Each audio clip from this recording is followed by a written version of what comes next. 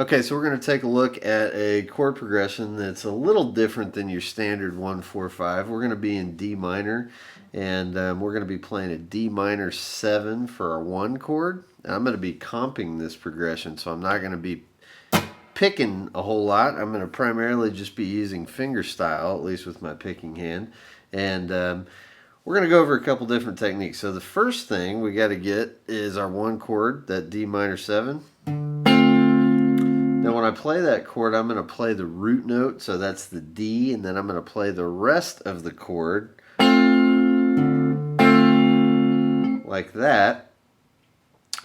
And then I kind of like to do this little octave transition thing. So octaves or double stops, or octave double stops is the right thing to say here. So what I'm going to do after my 1 chord, I'm going to strike that D minor 7, and then I'm going to do this move there, and those are called octaves because all I'm doing is playing an E and the next octave of E.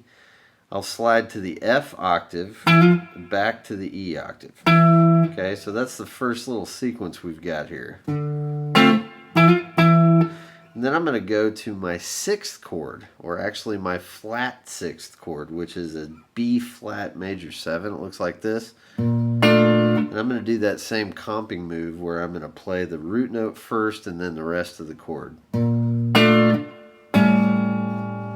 then I'll go to my 5 chord, which is, I'm using an E, or I'm sorry, I'm using an A dominant 7 chord that looks like this. When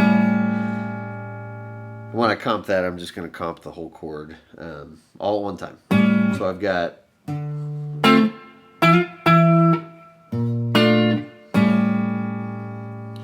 So that is the meat of this exercise. Now I'm doing a couple variations here and there that you heard.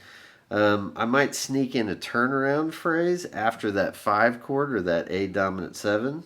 So I might, after I play that, do this lick. Now when I do that phrase, I'm going to let that actually substitute for the 1 chord. So after I do that, I'm not going to rush back into that D minor 7. I'm going to resolve on that D note there and allow that to be my 1, and then I'll do my little octave transition and then back. Okay, so I've got, let's do that through one time so you can see what I'm talking about. So I've got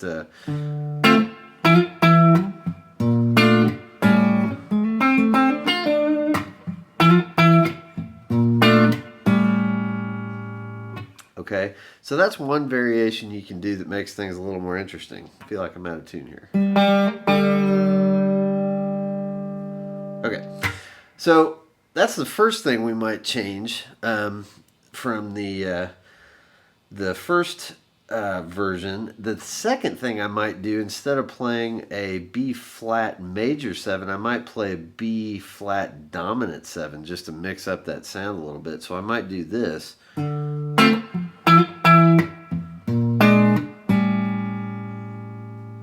Okay, makes it sound a little bit more bluesy there. All right, so pretty fun exercise. Have fun with that and get to practicing.